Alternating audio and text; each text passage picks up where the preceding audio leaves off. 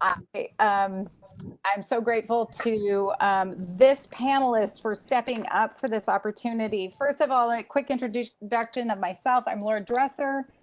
I'm a professor in the School of Social Work. I do a lot of macro practice, which for all you social workers, you know what that means. But if you're not a social worker, that means work on system change and organizational level work.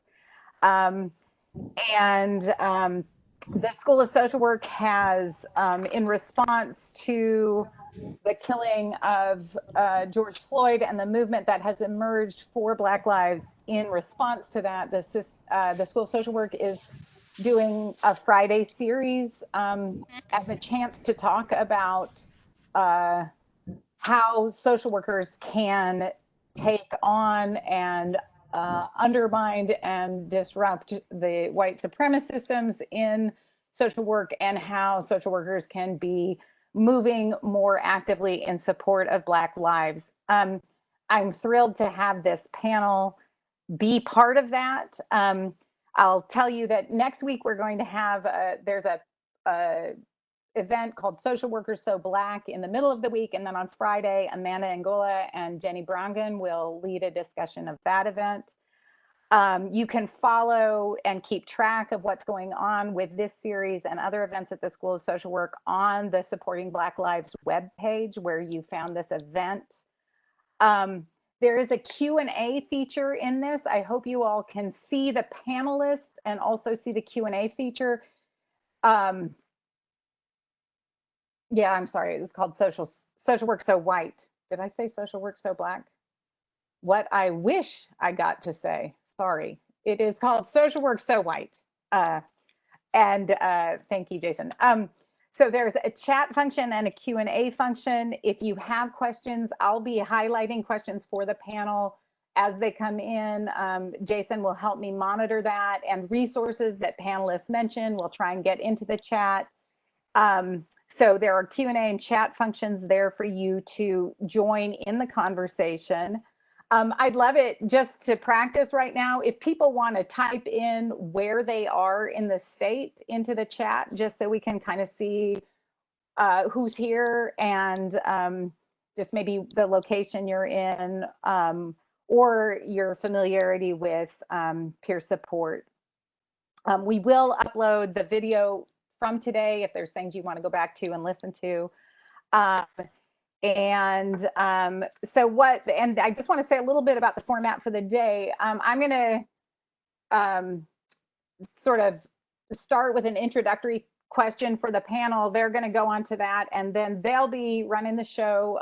So these 4 people will be running this event, and then I'll just break in at certain moments, reminding them of how much time is left, and then thanking you for being here at the end.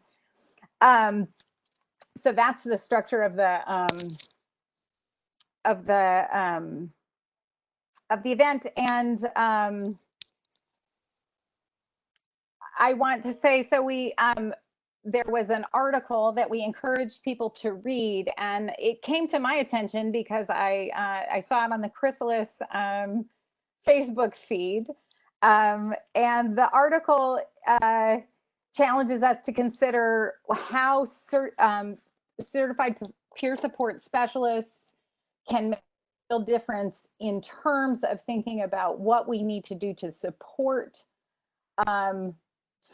communities and people of color, and to deal with emergencies and safety in our communities in ways that do not involve police. And so seeing that, I invited Chrysalis and others, if they would be willing, and the network of people doing this sort of work in this community jumped right up, and these 4 leaders in this community were willing to spend this hour and a half with us. And so I'm really grateful to these 4 leaders for taking on this conversation at such an important time. I'll introduce them and then give them a question to kind of hand the panel over to them, and then, as I said, back out. But first of all, just to let you know who's here, Carmela Glenn, a certified peer support specialist and program coordinator of Just Bakery at the recently renamed Just Dane once known as the Madison Area Urban Ministry, but now called Just Dane. So I'm excited to have you here, Carmela, and your new, same organization, but new name. Tim Saubers, a peer specialist program manager at Access to Independence, is here with us. Tara Wilhelmi, a certified peer support specialist and founder of EOTO, which stands or is holding the African philosophy, each one teach one, is her organization. And Dani Rischall, who is the executive director of Chrysalis and is a social worker, but also works really closely with peer support and concepts of that. And so it's really the perfect panel to take on this discussion and to help this community of social workers that is listening in on this call really understand the kind of partnerships and the kind of work that peer support is doing in communities and how that can change our work as social workers and make health, mental health, safety more possible in our communities in ways that are really meaningful, especially for the Black community. So I'm just going to, I know that for myself and probably many people on the call, I don't know everything about what peer specialists do or how you think about peer specialists and how you think about your work as a peer specialist or your work with peer specialists relating to this article. So I thought this would be a nice way to kick it off, just let you each introduce yourself and the kind of content of your work, but also how that work relates to this article. And from here, I'll take whoever raises their hand. It looks like Tara's oh no, okay. Tim raised his hand. So I'll go with Tim and then I'll let you all hand it off from there. Thank you again so much. And Tim Saubers, why don't you lead us off? Thanks so much. I appreciate being here. And I just want to say that we did as a group decide that I would talk about this first just because of my position. So my name is Tim Saubers, and I am the Peer Specialist Program Manager at Access to Independence for the Wisconsin Peer Specialist Employment Initiative. And my job is to oversee the training and certification of all of the certified peer specialists in the state of Wisconsin, as well as to provide technical assistance to any organization in the state that would like support developing their program. So for those of you who are not familiar with what a certified peer specialist is, they are a person with lived experience. In this case, that refers to having experienced mental health or substance use challenges at some point in their life, who's in a place in their recovery where they're ready and able to share their story to inspire hope and provide support to others who are experiencing similar things. To become certified, there's an actual training they need to take, as well as a certification exam that they need to pass, and the certification is backed by the Wisconsin Department of Health Services. So when we're talking about certified peer specialists, we're talking specifically about a set of peer workers. In the case of this article, I do want to clarify that it is specifically talking about peer support that comes about more organically. In fact, the article goes out of its way to differentiate that we need to be providing peer support that is not beholden to the system the way it exists now and is not governed or regulated by or funded by the service system the way it exists right now. So I do really want to differentiate between a certified peer specialist, which is someone who has gone through state certification, whose profession is regulated by the state of Wisconsin, and the peer support that's talked about in this article, which is really talking about peer support that can be between any people with shared lived experiences, but specifically that is not funded, regulated, or overseen by the current system. And I think that's a very, very important distinction to make. Just because, not to say that one is bad or that the certification is not something that should exist, just that there's a lot more freedom to address racism and systemic oppression that exists the way it does now when we are not beholden to the systems that are causing harm. So with that, I think that was kind of all I wanted to say about that, and I want to make sure everyone else has time to introduce themselves, so I will go ahead and pass.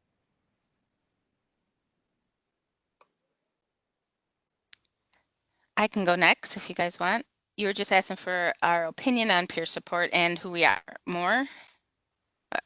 Correct, Laura? Yeah, that's good. Okay, so as Laura said, my name is Carmela Glenn, and I am a certified peer specialist. I am also a certified peer specialist trainer, and then run awesome program called Just Bakery for our agency, Justine. The thing I like about peer specialist work compared to most of the work I've been doing, I hold a criminal justice degree, and I've been doing social justice work around domestic violence and incarceration. And the difference is that even as Tim was saying, that something that's monitored, it still allows people who have lived experience in it and allow more sharing. There's this hierarchy that is in every other kind of work I've done, that I have an education or I know better than you. And peer support really says that the people we're working with are the experts in their lives. We all have the answers of what we want. We need people to believe us, give us time to see it, and some tools maybe to be able to move forward. But the idea before, with all of the other work I've done, has always been around, I know what's best for your body. And peer support says, you know what's best for your body. So that would be the biggest differential for me, and why I really love the work so much.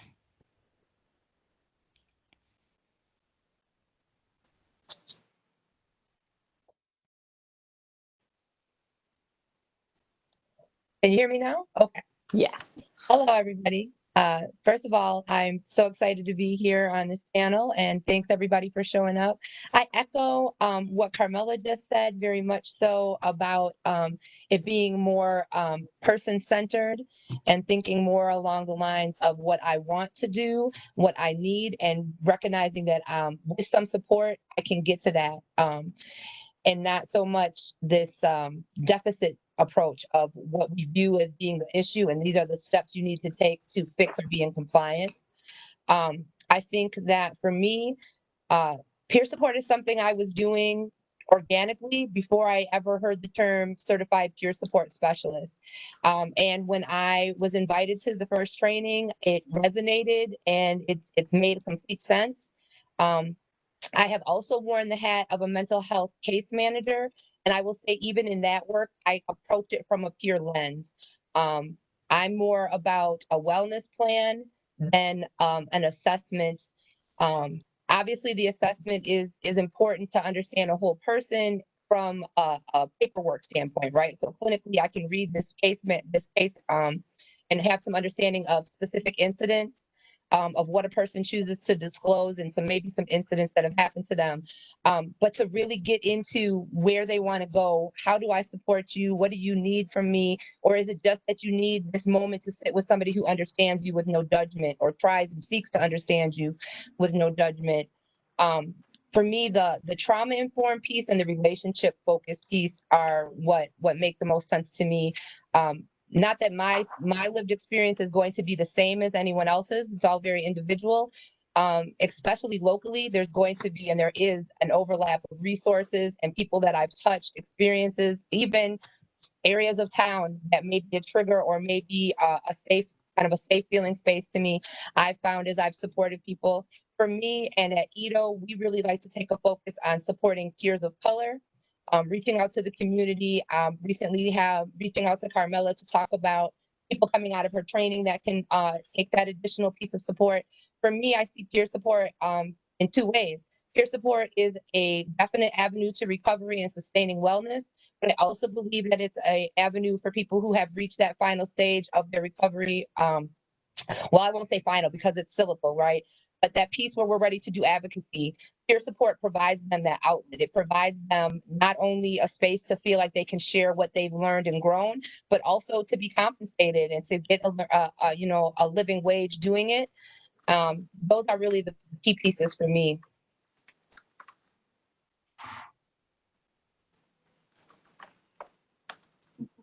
Hi, my name's Dani Rischall. I'm the executive director of Chrysalis.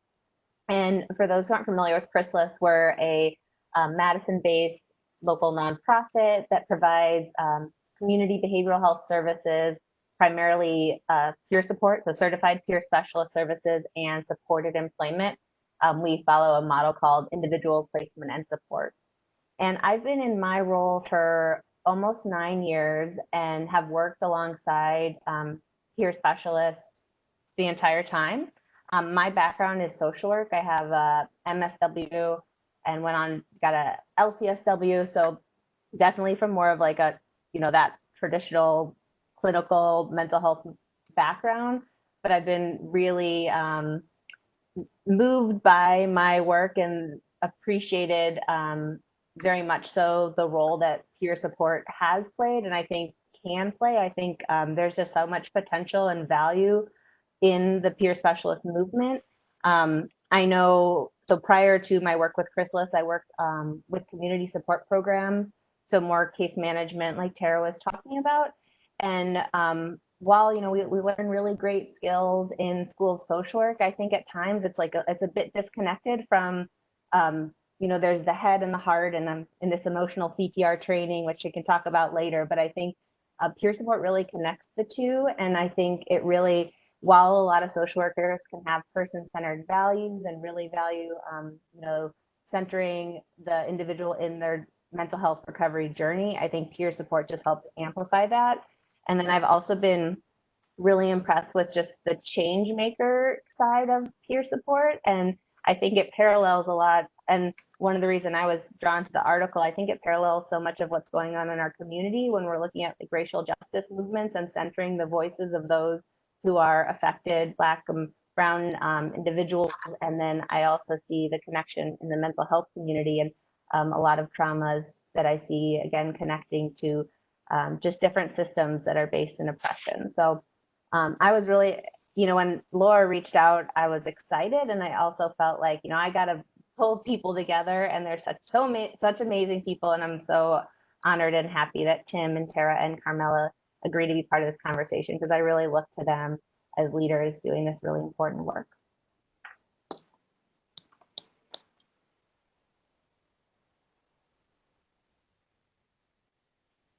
Great. I'm going to say a little bit more, but I'll stay out of the way mostly. But I want to really emphasize in those messages for social workers about thinking about where your conception of strength is, right?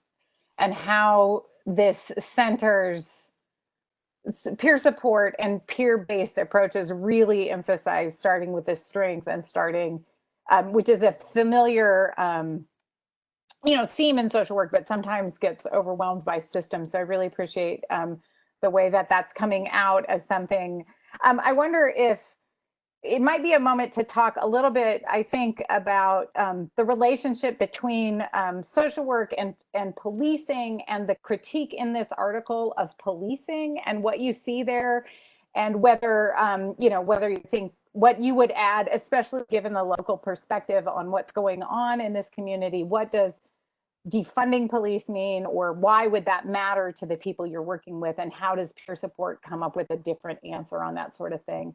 Again, I'll let you just kick this around, you all. Does anybody mind if I go first? So there was a lot of parts to that, and I'm going to try to remember them. But what first comes to mind is the, so I just want to give a brief overview of what I do. So I work for Justine, which is formerly Madison Area Urban Ministry, and we're a social justice agency. I've been in the community for about 48 years, working around all of the issues in Madison: homelessness, housing, justice involved, and have been doing kind of peer model. Most of the people that work there are all justice involved, formerly justice involved, and our executive director really believes in those that do the work should have some experience with the people that they're going to work with. And so around the idea of social work, I have at Just Bakery an average of 2 social work interns, and I love getting social work interns because I feel like field work and internships are probably one of the biggest parts of their education.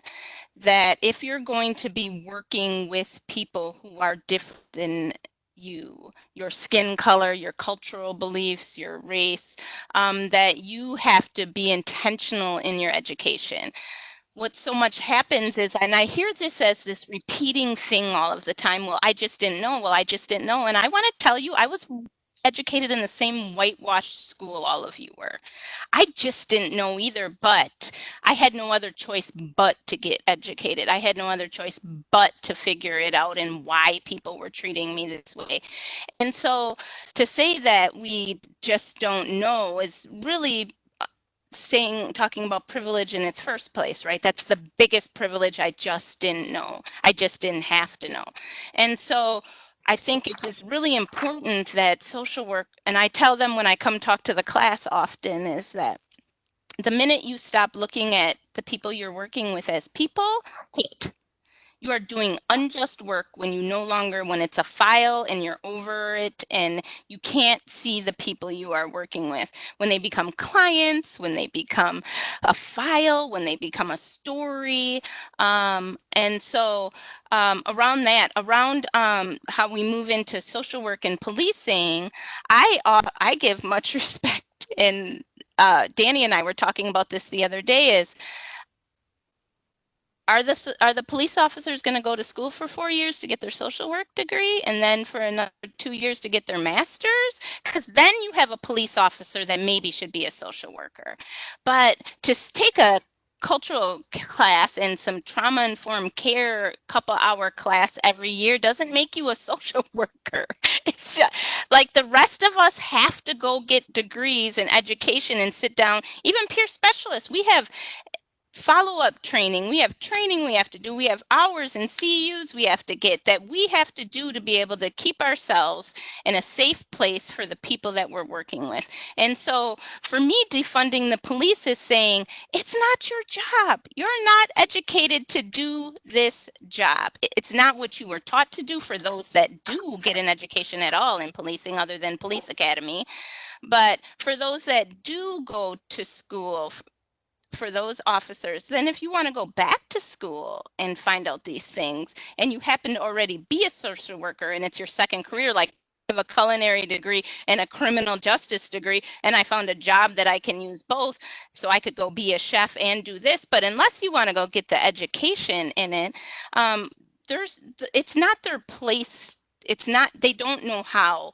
It's not the system. Marisa Adams said it best to me when I was listening to her in a racial justice summit the other day. And she said, they were talking about the one apple spoiling the bunch. And she said, it's the bag holding the apples. That's acid to all of us. And so until the bag changes, we can't move people around if they're good or they're bad apples and figure out who should be touching us and working with us in our lives. So defund the police to me means take dollars that they have to have mental health people sent out to do work that they are not equipped to do and cause more harm than not. That's my piece on it. Thanks. Yeah, I would love to speak on this a little bit as well, if that's okay. I really appreciate everything you had to say, Carmela. I'm very happy you went first. But I do think there are a lot of applicable but not equal concepts that can be applied to social workers when we talk about doing things they're not really supposed to be doing or working in ways that cause harm to various communities that are already oppressed. And we see this primarily when we have a majority white social worker field trying to work with the Black community, the Latinx community, or majority cisgender straight social worker pool trying to work with people who are trans or gay or bi. And they come in and try to apply that lens of what society should look like, almost in a policing way, to these communities that have totally different ways of living, totally different cultures that they're living within. And when you come in from your viewpoint and try to apply that lens, not only does it cause harm to the person that you're working with in a variety of different ways, particularly in an assimilationist manner, but it can also lead to actual physical harm because you may be getting child protective services involved when it's not appropriate to have children taken away. You may be calling the police to somebody's response to a big life event that is not necessary. So when we talk about replacing the police with social workers, it's really just swapping out one system of harm and oppression for another that just really tastes a little bit better and that people like to think is a little bit better. One of the other big things that I think is important to recognize is that this article and this panel is meant to kind of talk about like how can peer support play a role in addressing white supremacy and racism. And I think I don't know that we can necessarily say that peer support in and of itself can address racism. I think it's just too much to say that we should swap out all mental health workers, all social workers, and all the police for peer support instead. It's just not possible, and it's not a one size fits all kind of deal. I think kind of what Tara was talking about before, that she was doing, in my head I call it like natural and organic peer support, like like milk. Before she ever started doing certified peer specialist work, like that exists, and that kind of peer support can really address a lot of the systemic issues, but that isn't necessarily what is like the level of kind of training and understanding that a certified peer specialist might take away just from that certification class. Very similar to what Carmela was saying, in order for a certified peer specialist to do that kind of work, they need to go get educated as well. There needs to be additional training, there needs to be potentially additional schooling. But just to say that, certified peer specialists can step in and fill this void to end white supremacy it's just not realistic. It's too big of an ask. And so I do think that, when we talk about defunding the police, to me, it looks a lot more like redirecting those fundings to community supports that already exist. Black, brown, and indigenous communities already have things that work for them. And if we fund them appropriately, then they'll be fine. And there really, in my opinion, isn't a need for the police to exist at all. I think the communities can support themselves, can regulate themselves in ways that work for them and are culturally appropriate. So for me, that's kind of what that looks like when we talk about social work and the issues that come with that, defunding the police, and at least a little bit of the role of CPS and white supremacy. So we have internally had this conversation, Tim. So I was like, don't say what I'm going to say. So first of all, I completely agree about that it's a big ask. It's a big reach to think that peer support is this silver bullet, right? Because the reality is we are all individuals, so we have the same issues, right? There's bias, there's prejudice, there's white supremacy, there's all of these aspects, because at the end of the day, mental health and substance use touches all types of people, right? There's no one pocket of folks that are touched by that to have the lived experience that would be immune to their own personal racial biases, prejudice, upbringing. So within that, there's that work that, just like any other profession, any other group, there's going to be that work that needs to be done. As far as defunding the police, I shared the same analysis around, basically taking the money, right, and putting it towards organizations that do exist, and also to think about ways we build capacity and support newer organizations. There's people who are functioning in very small circles locally that are addressing needs of a small group of people that are making a huge impact, who will never be, who might not consider going for funding, or who would never be considered for funding how things currently exist in our county and state. With the preference to fund organizations that are established, organizations at a certain level that fit this into this box, right? That society has told us is what we need to aim for. Thinking about social workers, I'm thinking about my touch points. And really for me, touch points, when I think about a social worker, I think about someone who has a master's in social work, but is providing and acting in a psychotherapist role. So someone who's not necessarily following the normal kind of things that you would think about a social worker diving and doing these resource pieces, but more so somebody who's using this degree and then providing therapeutic services.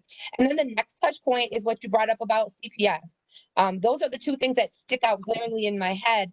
And recognizing that the person working in that latter piece is absolutely viewed as upholding the system, is absolutely considered as a gateway into the prison complex system, the prison industrial complex system, and recognizing that these systems and these places have caused trauma, have been the ones that, as a Black mother, to have a social worker show up at my door does not indicate to me that I'm about to receive support or help.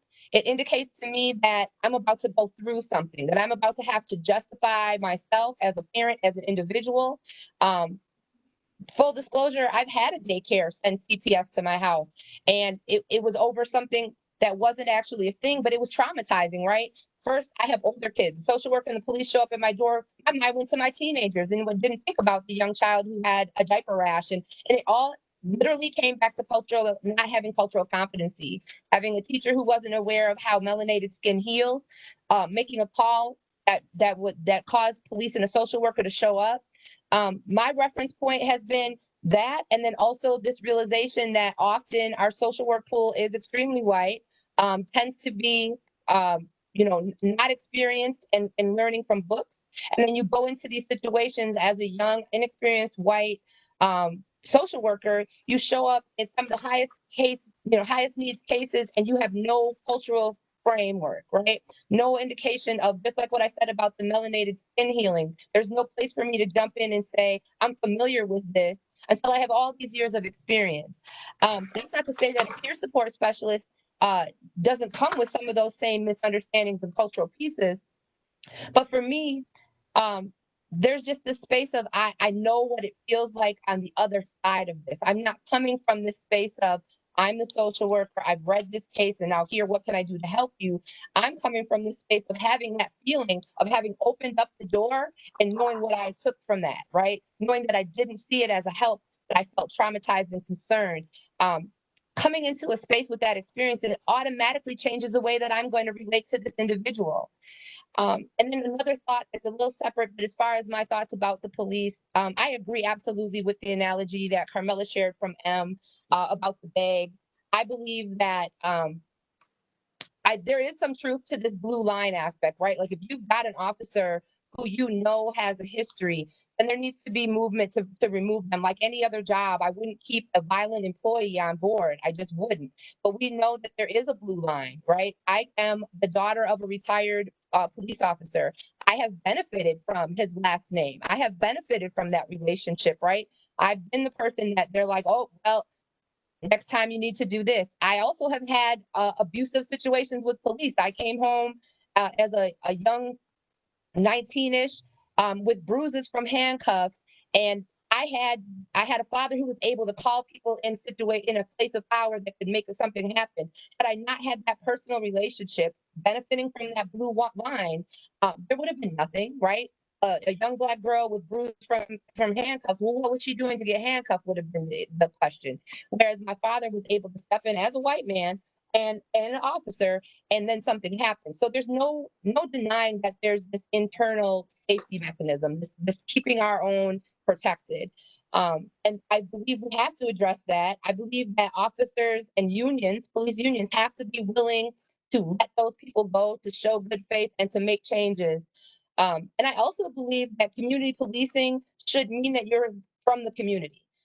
Along the lines of peer support, if I grew up and have access points to people in a neighborhood, I constantly have to interact with them, there's a higher level of familiarity and a level of accountability. And I believe that when police come into those neighborhoods, they should have to connect with those community officers who know Miss Smith down the corner and Dayton around the way, and understand what's happening, have a better frame of reference if somebody has repeated mental health issues, and that this might be a mental health related incident and not what it appears to be of somebody with an active shooter locked in the house. While that's obviously very dangerous, there's also that point of reference where the community officer can have that point to come in and talk to somebody, which brings us right back to peer support, that shared experience, that familiarity.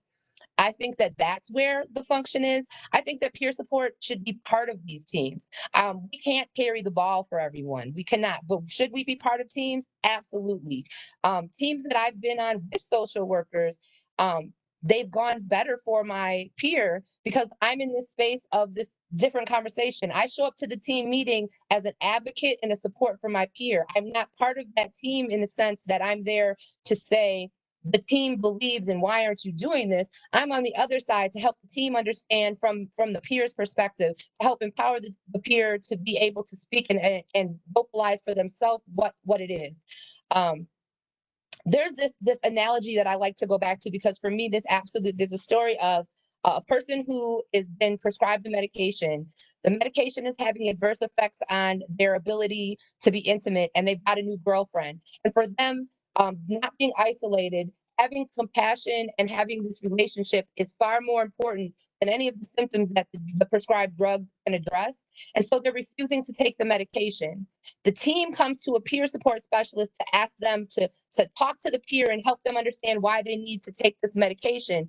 And in the conversation with the peer, it comes out, well, I've got this new girlfriend and it's really important to me to make this connection, because isolation and not having this personal connection is what I value, is what I believe is a key to my wellness, having someone to share and walk down that path with.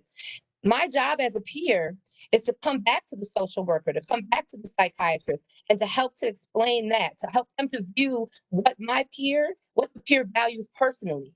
Because how are we providing wellness support to somebody in a way that they don't feel is wellness, right? If I can tell you you should be on a medication, it's so clear, right, from the outside looking in, but it doesn't take into account what this person values personally. And I can't be well if my own personal values aren't being addressed, right? Just like I can't be well without a home, I can't be well without access to food. I also can't be well without acknowledging what that means for me. And my wellness will never look like the next person's wellness, right? Because it's individualized.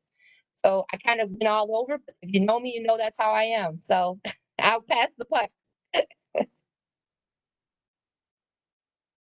I'll pick up from there, but that was such good stuff. And I feel like I think where I'm going right now, what I'm thinking is just like the need for social workers to critically examine like ourselves as individuals, but then also as a profession. I feel like we were really like lacking, and maybe this has changed. It's been a while since I've been in school, but like the history of trauma in our profession, and acknowledge that, and like sit with the discomfort in that, and really recognize how that might play out currently in like the systems we're part of.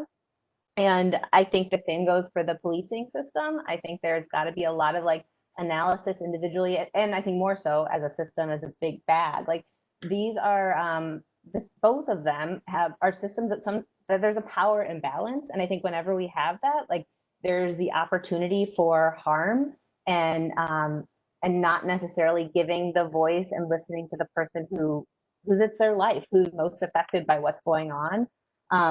And I guess that's where I see some parallels. And that's where, I think as we're talking about defunding police and imagining something different, it's really exciting. And then I also get nervous at like, I think what Tim was saying, that, multiple folks, just that social workers will be in these spaces and it's going to be kind of it's a system, it's perpetuating trauma, it's harm. And yes, maybe there's a different skill set and training, but I worry that there's still like this authority and power over people. And that's, I guess, again, where I see certified peer support and the value of peer support or just lived experience being so powerful in like decentering the traditional decision makers, and really aligning that system with the people who are living the life, who are most affected by what's going on, by not having resources like Tara was mentioning, and focusing on those like social determinants of health, like housing and employment. And I think like that is where our funding needs to go. I mean, right now you're talking to a lot of people who work in the community. So I think like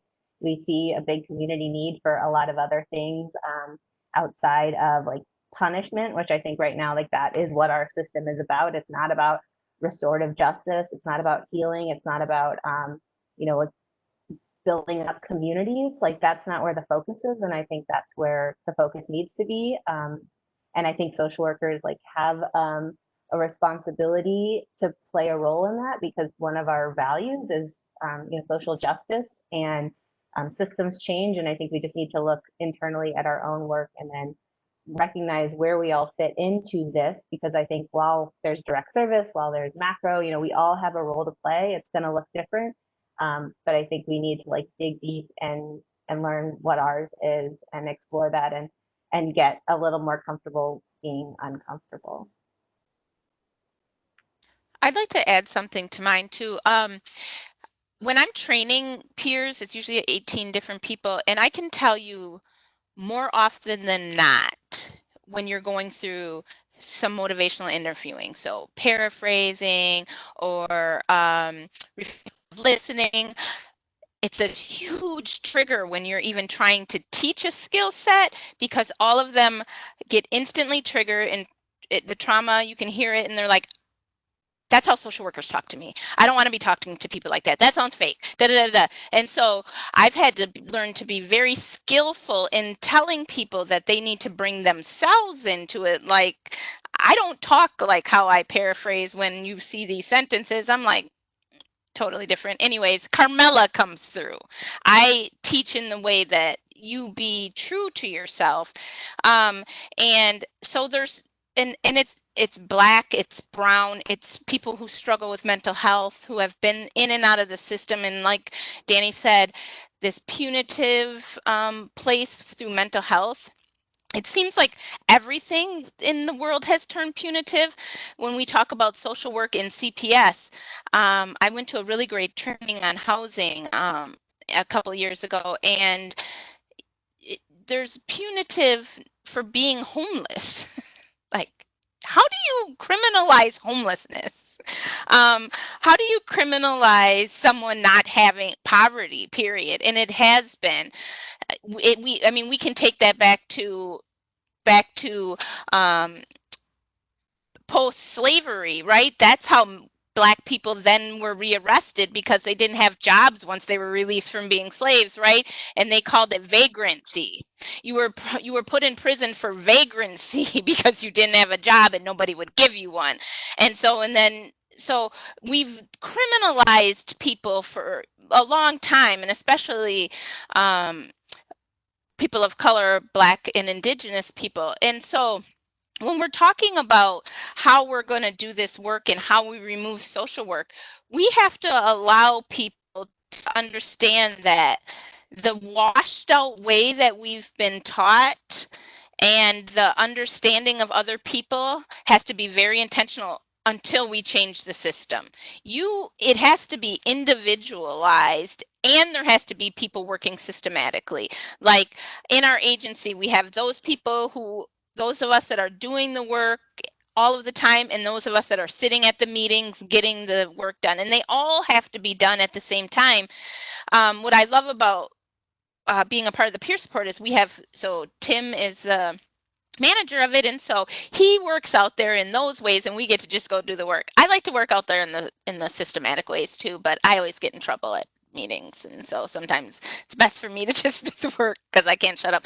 But what I'm trying to say is that if we don't find a way that social work and education is taught, and we take out the whitewash of it and get real, and we stop having social workers be the main people to work with people of color, especially, that there just has to be a distant until the outside, like I keep talking about, that outside system changes. I get so pulled between doing both work. Like Tara said, she gave perfect example of like this pull we each feel of getting the work done, and we're exhausted getting the work done, but doing panels like this and talking about the system change. And so the system has to change, but until the system changes, and while those who are working on the system changes, social workers being police officers is probably the worst idea that could ever come. Because it's a white dominant, and because of the licensure, right? One of the reasons, so I was going to school to be a social worker and realized that I would have this licensure hanging over my head of that somebody could get me in trouble over. And so I switched over to criminal justice, where I could live outside of the rules and still do all of the work. And so so until those kind of things, we have to have people that can work outside of that. I used to work inside of local prisons here, doing a really awesome program here in Madison called Windows to Work. It was the day in the movement of re-entry for Department of Corrections. We are going to change people, and hired me. I was working with high-risk people for the 6-county area, high risk to reoffend. Go in, work 6 months with them doing thinking for a change and cognitive work, and then follow them for a year post-release. I'm a on fire community worker going to work inside of a prison, and the culture shocks, because I think the higher ups forgot to tell the social workers and the correctional officers that we were all changing the way we were going to do things, because it wasn't, that ship was not moving. I often describe the way things are done in Department of Corrections as a cruise ship turning, if you've ever seen one of those. And so they send this vibrant, hardworking, bright, bushy-eyed girl in who's going to fight for justice inside a Department of Corrections. And I had literally had people saying, why are you telling them your name? Why are you having conversations with them like that? Why are you taking him on your case? Do you know what he's done? And I'm like, because I don't know, it's my job to do that. And I would leave out of there a lot of days in tears, and I'd be talking to like a couple of the guys who would run the cart to take us up to our offices, and he'd be like, "We told you, Miss Halvey, previous and last name before I was married, we told you this is hard working with these guys. It's like, they're the easy part. You guys are crazy around here." And I'm in tears, like, what the heck? You feel like you're on an island. And so I struggled inside of those walls. I struggle with any structure, as my boss. She's really great boss for me. But I struggle with any of those cultural or criminal or punitive, any kind of punitive. And the reason is because so my mother's been to prison, my father's been to prison, my husband's been to prison, I've been to jail, my brother's been to prison. Everybody in my life has been punitively. I have a criminal justice degree because I just got mad. They tried to railroad my husband, and while they were doing it, I finished my degree and got my degree and said, now you have to deal with me. And literally, like, the universe was knocking at my door and I didn't have any choice. And so I say all of these things because those of us that are out here fighting this fight, like Tara, I come from a space of walking in a lot of shoes, a victim of sexual assault, criminal justice, domestic violence, all of these places that I see so many people. And not when I say see them, I mean see them. I've been there. I am them. The only difference is time and some healing. That's the only difference between people I work with and me, is time and healing. And peer support offers that, unlike any other kind of training I have ever had, certified peer specialist, because we are constantly reminded, and I will say this probably over and over again, is that the people we work with are the experts. We know they're the experts. How I got better, how I healed, wasn't because of anybody else but me doing the work and hearing voices reflected to me that said, you got to do the work. You can do this. I got you. Da, da, da, da, da. And that's the difference. And those are the people that should be working with the community. Those are the people that should be walking alongside, not in front of, not behind, alongside our community and allowing people to heal. 400 years of healing. I have people every day right now saying to me, this has gone on long enough. You got about another 360 some days left before, 50 some days left before we're equal here. And so I was going to wear my shirt that said that today, be glad we're looking for equality and not revenge, because that is how I feel. And peer support, certified peer specialist, while I agree with Tim, there's when the organic part of it can come, and it can just come from that. But right now, that's not what's going to get funded by our government. When we can get the systems change, as we get the systems change, yes, let it grow. Let those that can do it without us, let it be community policing. Until then, the work should be done by those that are the closest thing to the best thing that we got. Oh, I gotta jump on. You're on fire, Carmela. First of all, I'm gonna be like, preach, okay, yes. I want to add, along with time to heal, right? The opportunity and the healing opportunity. For me, it was also having access to opportunities, having the ability to get into spaces, have conversations, having relationships with folks like yourself and other people who have been supports. And to me, that gets back to what you said about the punitive nature of social workers. When I see a social worker, I recognize that somebody's identified something I need to fix that's wrong with me.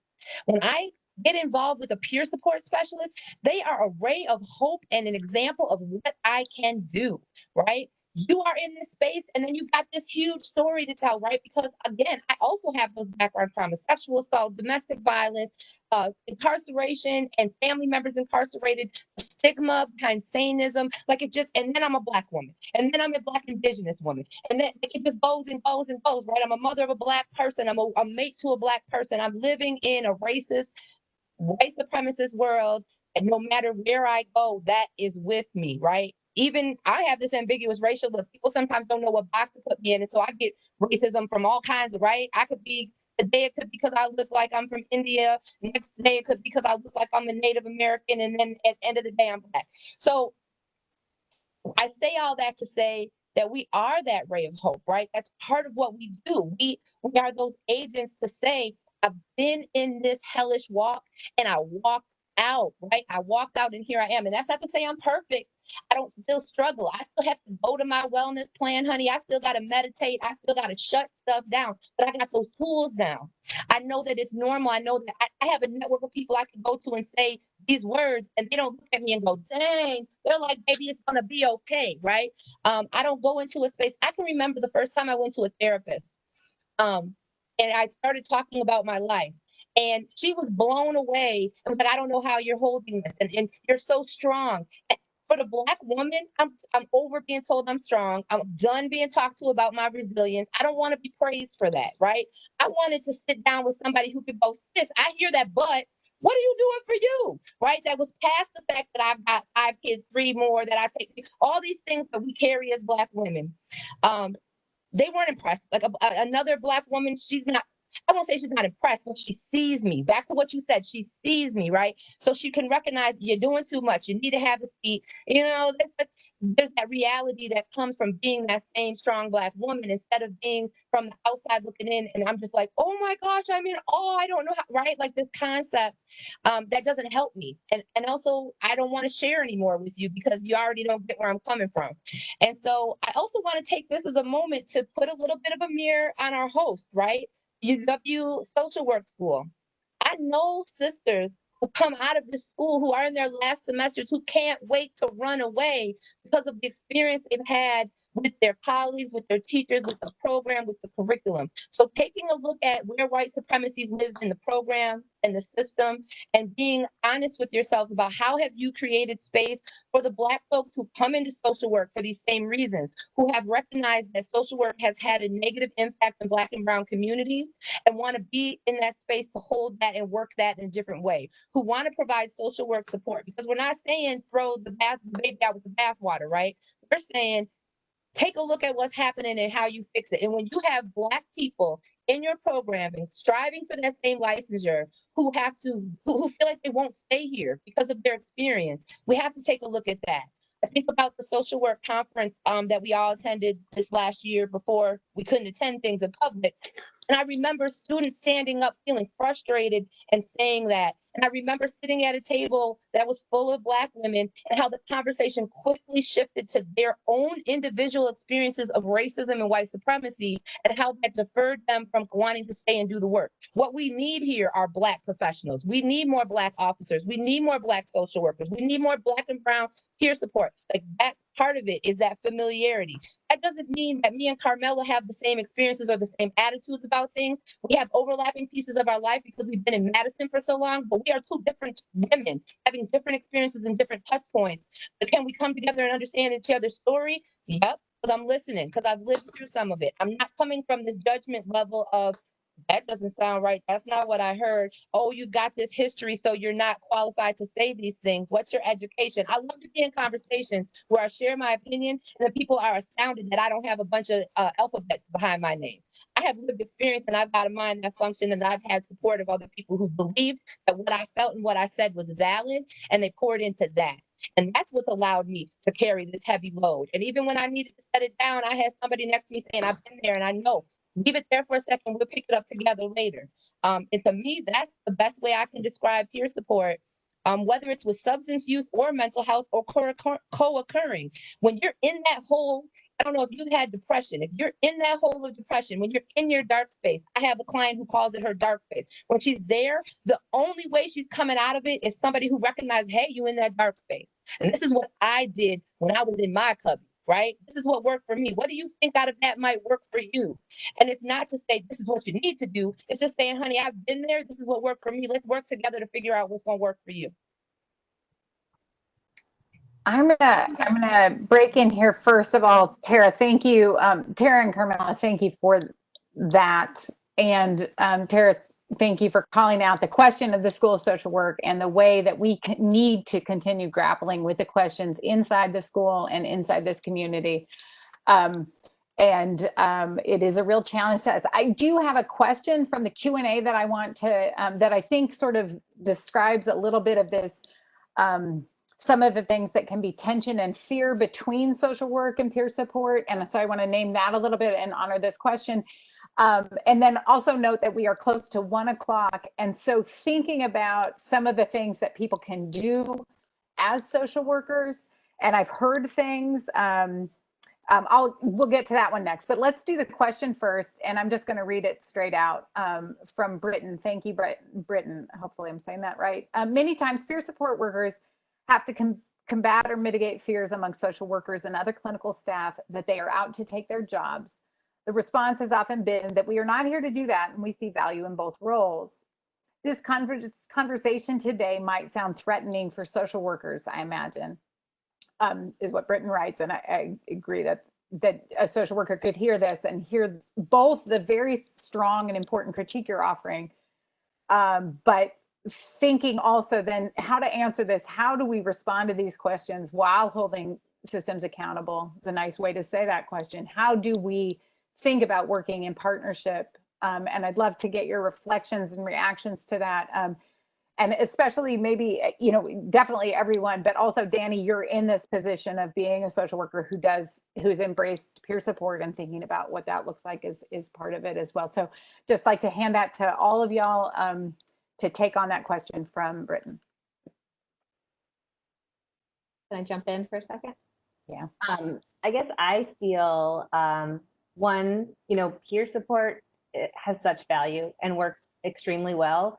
And I think that, I know this is a quote that someone said, and I don't know who says it, but I think the meaning is bigger than just a quote. It's about, if we're not all working to get out of our job, like working ourselves out of a job, we're in this for white saviorism. We're in this for ourselves. And I think if something works better, if we're able to support people and lift people up to actually see change in their lives this way, then like, that's great. Like, let's support that. And I do think it's going to take a while. And I think I do believe there are roles and there are different roles we can all play. But I think the fear of that and the fear of change is really going to limit us, and also just takes the focus off what we're trying to do in our role, which is support people. And that should be the focus, not about trying to keep us in the job. Like, this isn't a job you take just like get a paycheck. Like, we're really about changing, you know, supporting people as they change their lives or be what they want to do or work along their wellness. And I guess that's my point. Can I jump in? I don't know if anybody else on the team is currently working in an integrated team. So my perspective, outside of founding EOTO, I do perform peer support for agencies in town. So I'm employed by Anesis Therapy, and in my role at Anesis, I work as part of interdisciplinary team. So there is a space where it's very appropriate for a peer support specialist, just like any other member of a team. Not every team is going to need a substance use counselor. Not every team is going to need a therapist or individual skill developer or what have you, right? There's all these different arrays of services, and there's the right person for each job. Now, my role, there's some people who really only want to interact with me, and that's fine. And what they need is some companionship and some supports. And then there's other people who need me to help to make their relationship with other team members go more smoothly, right? Who depend on our relationship as a space to process what happened in the team meeting from a perspective of understanding and not feeling judged. And there's also a time when I say, I have peers I'm working with specifically to figure out where therapy fits in, right? Because I don't have those skills. I don't have that level of, I'm not able to give that type of support. So just like any other system that we break down roles and responsibilities, it's the same, right? A social worker's work can be positively impacted by utilizing a peer on the team. And maybe it's detrimental. It's for each individual, right? Everybody's recovery is personal. Everybody's recovery is going to require something different at different times. This might be a time that they just need a peer. This might be a time that they just need a social worker. It just needs, as it goes on, but the ability to work together. I came into peer support providing community violence intervention the first year. I worked with Focus Interruption Coalition, and my role was to stand in the space of violence interruption and also to support the trauma behind it. And what I learned there was it wasn't just the other mental health practitioners that I felt that with. It was standing in the space with the police officers. It was standing in that same space with the doctors even. So peer support is something that's been integrated into so many different systems outside of Wisconsin and internally. At utilizing peer support, there's always that, right? I went to an annual conference on violence intervention that utilizes that in a hospital setting, right? So hospital staff making referrals to this program for people who come in for gunshot wounds, and recognizing that there was that same push and pull about like who should go into the space first was the big conversation. And of course, it's a medical thing, so the doctors felt like they were the most appropriate person in the space. And the pushback from people in that program was once they're stable, you're absolutely not the right person, right? When I wake up, that's not who I want to talk to because I view you as punitive. I'm on my guard. The same thing, there's a program locally, Safe Communities, right? That is functioning in that space for people who show up in the hospital and are having overdose. And they utilize peers who've had that same experience to be there to with them in that moment. There's that space where there's this us them, and it's just what there is. And if I come into that space and I can stand in that gap, right? I'm associated with them and I understand there's a us. How can you not consider that to be a better moving space? Like it's the same reason why there's parent-teacher conferences, right? To really break it down without any clinical thought. The best way to communicate with my child, if you want there to be a change, is to involve me in the conversation. Why? Because I'm familiar and we have a shared culture. That applies to every other system and every other group. And I believe that we should never view this as an and or. It should always be, how do we work together? Is this an opportunity that a peer support specialist can maybe make a closer or deeper impact? Is this person somebody who just needs that little bit of companionship? When I came on board in integrated systems, there was also this concept of that the clinical people kind of gave the to-do list, and the peer support specialist was the person that helped with the to-dos. And I reject that. At the same time, I kind of get where they were coming from, right? I reject the thought that it's not my job if you order a urine test that I should be the person as the peer to stand there and do that. That's not my function, right? It's not my job as a peer or appropriate for a peer that says, hey, this person needs to do housing searches, and that I would sit down and do a bunch of applications for them. Would I utilize my resources in the community to help them get through applications? Absolutely. Would I sit with them during our time together and provide whatever support they're asking me for? Absolutely. But would I just sit and fill it out for them? Never, right? Because that's not how a peer functions, but that might be how a case manager functions, and that might be how a social worker functions. So when I'm a case manager, a social worker, some other clinician that says, I identify this person as somebody who needs this additional support, instead of just doing it for them, right? That doesn't provide them any empowerment to grow or learn or be sustainable for themselves, right? There's no self-agency in doing it for somebody. And bringing on a peer support specialist who say, I went through that and that 9-page application was no joke. Let's sit here together and go through it. That's building agency within themselves, right? That's empowering them to know, you did it, I can do it, and you're here for me while I'm going through it, to ask questions, to just give me moral support, all of those pieces. And I think that that's a key part that we have to focus on, is that instead of asking social workers to move outside of how they've been taught to perform, that we have them continue to deliver their services, obviously from a more culturally relevant space, but that we think about, is this somebody I could bring in this other additional team member, and we don't look at it as a fight or a point of tension. We think about, how do I integrate this person? How can this person help the team? And more importantly, how can this person help to impact the recovery of the individual? I do think for me, a large part of my job is the development of the certified peer specialist employment space across the entire state. That's one of my functions. This for me is a very frustrating conversation that I have to have very regularly, because it feels very much like we as certified peer specialists need to make ourselves smaller, need to sell ourselves short, just because somebody else is scared that we're going to do a good job. I think if you are feeling threatened by any part of this conversation, that's on you. And you need to take some time to reflect, why do I feel threatened by a certified peer specialist? Why am I feeling threatened by two Black women sharing their incredible stories? What part of this conversation is making me feel scared? Why? And what do I do about it? It's not on us as certified peer specialists to try to not only do our job and provide services and do a great job, but also pacify you as a social worker. So if you're feeling that way, I think it's really something you need to explore, about why your focus isn't on providing the best services that we can to the people we're working with, and more focused on, who is this new person that's potentially a threat to my job? If you're feeling threatened in your job, then do a better job.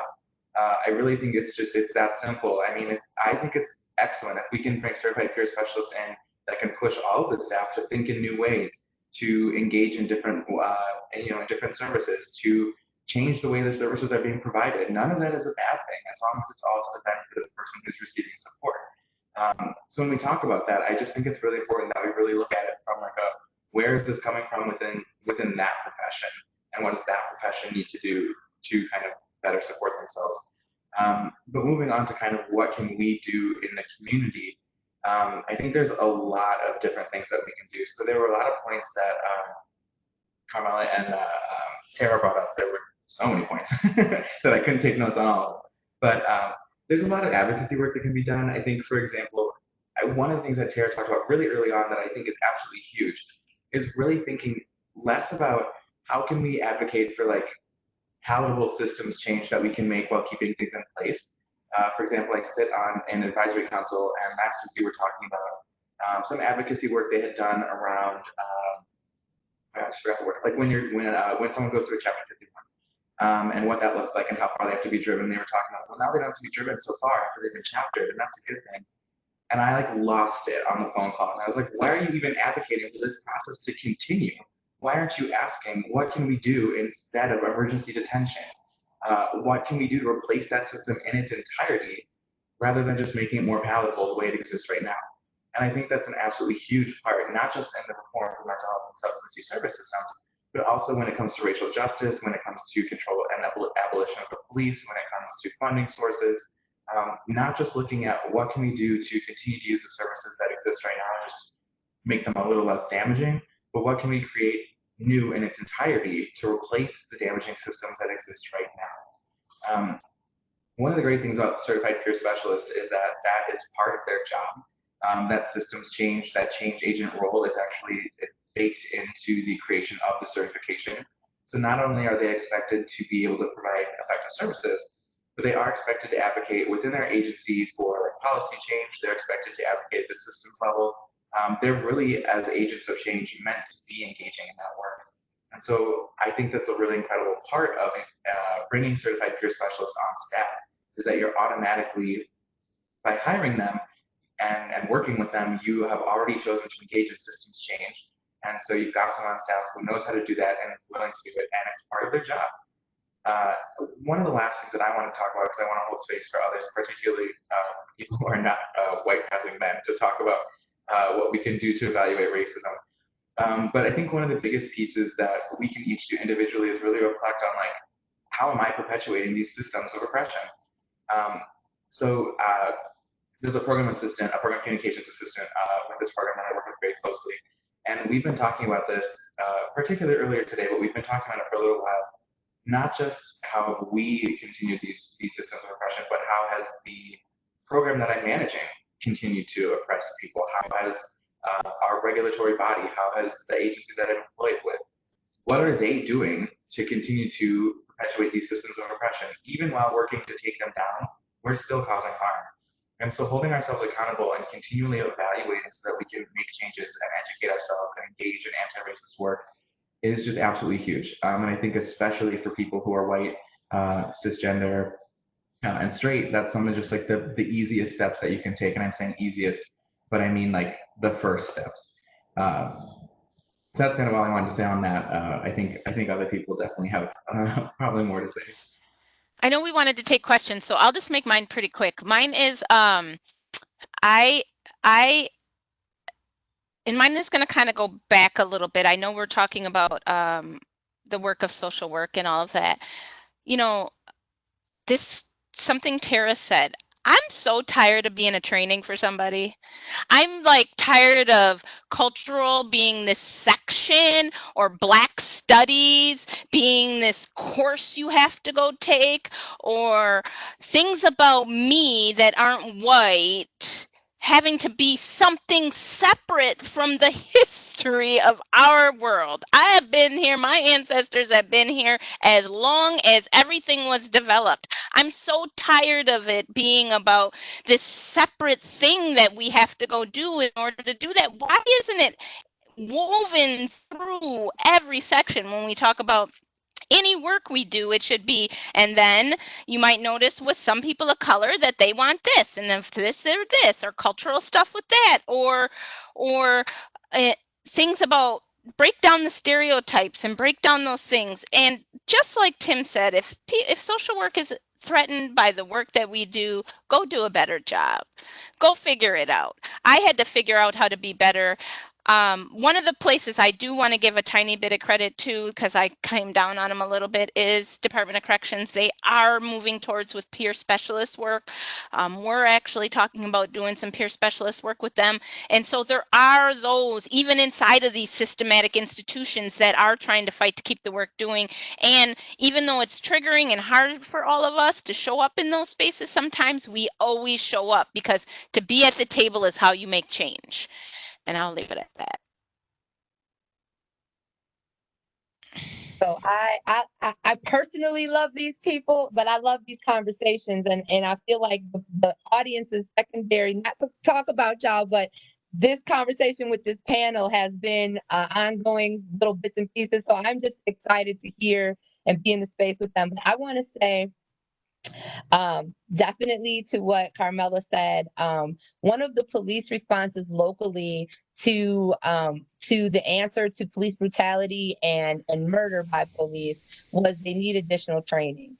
And one of the comments from a Black woman in that group was, "You don't need training not to kill a white person. Explain to me why there needs to be a special training on how to value a non-white life." And I was like, mic drop, right? Because that sums it up right there. Also, I want us to remember that we're all cogs in these systems. So to say that you are associated with a system that has traditionally upheld anti-Black behavior, white supremacy, does not mean or imply that you as an individual are that. I'm part of white supremacy systems. Every person is, because we live in a globally white supremacist like reality. So I want people to recognize there's a space to remove yourself, but there's also accountability. What are you doing to benefit and uphold that system individually is where we work. That's where it happens. And it's uncomfortable. The moment you feel uncomfortable, dig into that. Like what Tim said, that's where you need to go, hey, why am I uncomfortable? What do I do to do work? Because trust and believe, I have my own things, and we all have these things to work on around race and culture. To be Black doesn't make me immune to having my own cultural biases, right? If anything, I think that people of color tend to come from a space of feeling entitled to have them because it's a response to what's happened to us, right? Like it's not this, I don't have a reason to act this way. I've got a reason. If I decided today I didn't like certain races, I could come up with a textbook full of reasons why they've shown me I can't trust, as if I group them together, right? So we have to continue to be individualized in how we do the work and how we view the world. I also would like to add, I have this training that I've done with people, usually in a volunteer nonprofit space, but it is reimagining multiculturalism, right? And it's this thought that when we say multicultural, we automatically think brown, Black, and these different hues of melanin. When the reality is white supremacy has taken all white people's ethnic identities away as well. When I go to any kind of box that asks me to check my race, it doesn't want to know if you're from Spanish descent. It doesn't want to know if you're Polish. It doesn't want to know if you're Irish. It doesn't want to know any of that. It wants you to be Black, white, and then now Latino, Hispanic, whatever version that they put on that. And we do the same thing to Asian, as though that's just one culture, right? So we have to recognize that you have also been impacted. Every white person has been impacted by white supremacy because you've also been whitewashed. Your culture has also been changed, right? People who came here to Ellis Island immediately were sent into, right? We had Italian parts of town, we had Irish parts of town, we had all these things that were assigned to ethnic identities that don't exist, right? When you ask, I start that training out by asking white people to tell me what their race and ethnic identity is, and half of them look confused. 90% look confused, like, well, I'm white, duh. And I'm like, no, see, you're a victim as well. Now, you might not have been victimized the same way as Black and brown people, and you might not have, like my Polish father could pass, and nobody questioned his ethnic background, and it was something we knew because I knew I had Polish grandma who came here from Poland, right? But I don't have that luxury. I can't walk into any space and deny, nor would I ever, my Blackness. But that doesn't mean that you don't have the same thing. So I also challenge people to dig into their own culture, because one thing that I tell people in that space is once you've gotten back in touch with your cultural background, right, whatever that is, think to yourself how you'd want to be asked about your customs. Think to yourself, how would I want to be talked to about this culture? What questions would I feel were appropriate, and what questions would I feel were inappropriate and insulting? Work from that space, right? Always treat others as you would want to be treated for yourself. And once you identify yourself as not being white, and you start thinking about yourself in this cultural frame, how do you not have space to understand and curiosity for other people's? Because it comes down to respect. It comes down to self-respect and understanding that we then put out to the world, and we treat people through that lens. And to me, that's like universally what I say to people who are interested in social justice work or racialized social justice work. Get in touch with who you are and work from outward. Work from that space outward. Before we end this, because we were talking about certified peer specialists and those doing the work that Tim kind of differentiated, that D word that I can't say right now, differentiated between. I want to say that there's two really big organizations who I have mad respect for right now that are doing all or a lot of the hard work, Urban Triage and Freedom Inc., that is peer work. Brandy Grayson trains women of color on how we have to have these trainings on how to protect your brown and Black children in schools and be an advocate so that they don't fall into the cracks of what the white supremacist system will put them in. Trainings, that's what she does. And they are leading all of the protests. Freedom Inc. and Maritha, who I quoted earlier, but Brandy Grayson and with Urban Triage and Freedom Inc. are doing peer work without certified peer specialist training, and ground roots, boots on the ground, awesome work. And I just want to give them a shout out. So you know, I got to add to that, right? I know you do. So we're part of the Dane County Collaboration of Black Service Providers. EOTO is a proud member in that space, and we do direct referrals for peer support. So while there's the organic peer support community organizing happening, the advocacy piece, there's that next, and this goes back to identifying when there's another person, another role to be filled.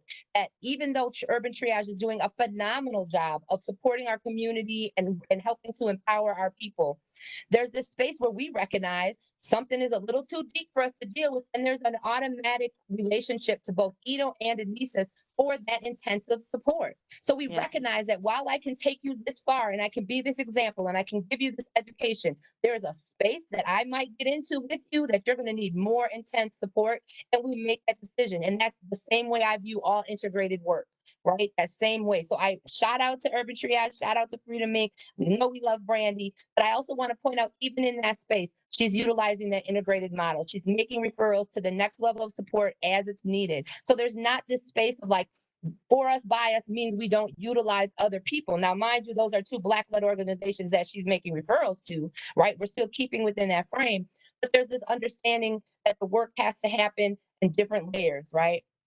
And that there's not every person is the person for every job. So thanks, Carmela, for adding that part. And then again, just shout out to the Dane County Collaboration of Black Service Providers.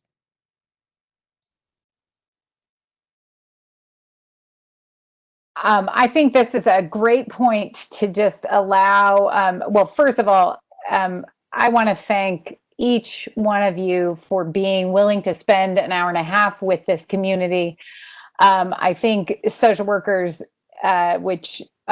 that have been on this call, more than 50 people across the state, really need to hear this challenge. And I especially appreciate calling people into the uncomfortable space that can be the challenge of looking at the systems that we're in and the incredible racial crisis that we have too long tolerated. So I'm really grateful for the different ways that you all have both, kind of educated us, but invited us into that discomfort and really given us examples of really solid work that's going on that you can connect to, and a kind of conception of working in partnership with community and with a real understanding of yourself and your role, a real humility about that as a social worker, and a real ability to engage with what peers can bring to that. And that kind of idea that if you're not interested in doing this work better, and if you don't see, you're challenged to see how this actually makes the work of helping people become well or move to wholeness is more, this is delivering on that. And if you're interested in that, then peer support is something you got to figure out how to partner with. So I really just am grateful for that from each one of you and the different perspectives you've brought. I do want to give you a second to do your last seconds goodbye. This is your last, your quick 30-second, here's what I want the social workers on this call to take with them. And then I'll close by reminding people what's next week and what's coming in the series. But just one last kind of very brief from each one of you. Just let anyone take off.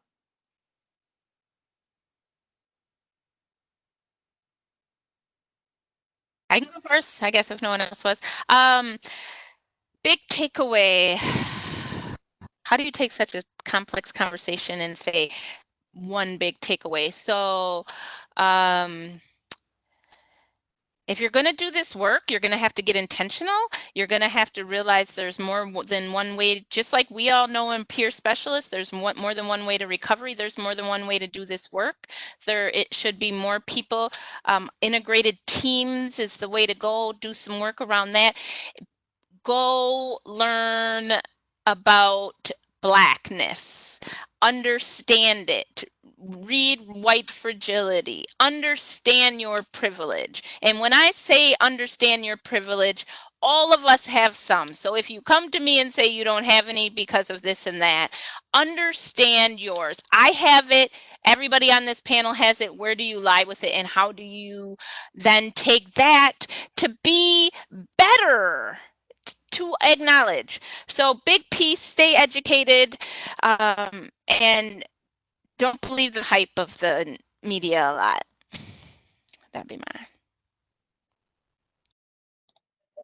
I'm going to add, I agree, Carmela, it's so complex. I don't know if I have a pretty neat bow to wrap around it. So what I'm going to do is I'm going to provide some resources. If you are white identifying and you feel like you want to do work on this and you feel like you don't know where to go, Nehemiah has a program. Urban Triage has an allyship program. Both are looking for people who are white identifying, who are ready to learn, who recognize that they don't have the answers, but are open to dealing with that. So I encourage you to go to both Nehemiah and or Urban Triage and look into the trainings that they have got going and the successes that are there. And then also, if you're somebody who's very interested in peer support, if you're somebody in the audience who is part of an agency and you are thinking, hey, we could utilize or benefit from including a peer or an agency that does have peer support, Chrysalis and EOTO are partnered to create and offer a peer support collaborative learning community. And we are definitely looking to engage with people who are interested in really learning about supervising peers and integrating peers into their teams. And either myself or Dani would welcome anybody reaching out to have more information about that. And then, of course, I have truly echoed all of what has been said here. And I'm sure we could have this conversation for days, if not more hours. So I appreciate the time. I hope that what we've said has impacted and gave you something to think about. And again, please feel free to reach out for any more information on those resources.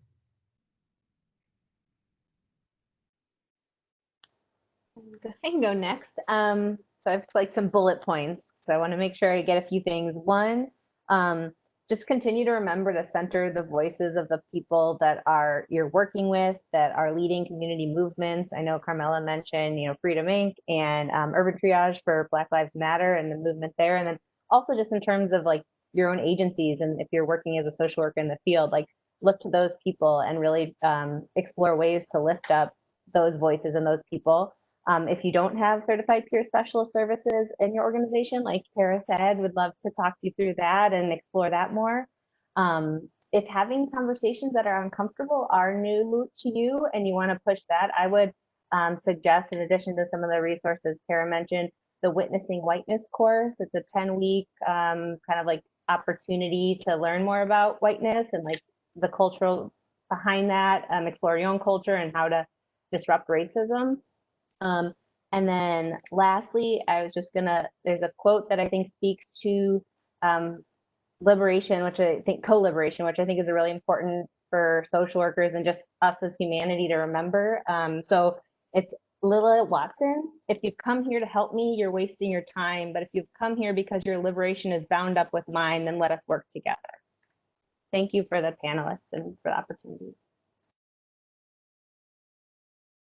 Yeah, I just wanted to say thank you for having me, for allowing me to be a part of this. I definitely learned so much today. I'm always still learning and growing in my own anti-racist abolitionist work. I don't think we can ever stop growing or say we reached a point where we're done. And I think that's huge to remember. I also wanted to say that if anyone had wanted more information about the Certified Peer Specialist program as a whole, we do have a website. We are the Wisconsin Peer Specialist Employment Initiative. So for anyone in any part of the state interested in training, certification, technical assistance, employment opportunities, you would want to talk to me. Also, I would just say that like for anyone who's kind of just getting started or is really, I think for so many people with what's going on right now with Black Lives Matter and with the police murders of various Black people, for a lot of people, these conversations are brand new and they kind of feel like I want to get involved now, I don't want to get involved big. And just keeping in mind, kind of like everyone else said, that like we are, as non-Black people, we're in an allyship position. So we want to do what we're being told by the organizations that are leading the way when they ask it, and nothing else. I just think that's really crucial to keep in mind when we talk about supporting Black-led movements. So I did just want to end with that as well. All right. Well, I so completely appreciate every one of you and what you've brought to this community today. Thank you so much. For folks on the call, next week, Friday, we'll have a reflection from Jenny Brangan and Amanda Ngola on Social Workers So White, which will be a Facebook event next week. You can see details about that. I think just continuing to have these conversations and face these challenges and to know that there is such great work in the community and so many leaders that we need to be listening to and learning from. Thank you for being that for us today. Panel, Dani, Carmela, Tara, and Tim, thank you so much for taking this time with us. And thanks everyone for coming. Thank you. And thank you for taking the risk of having us. It says a lot. Thanks,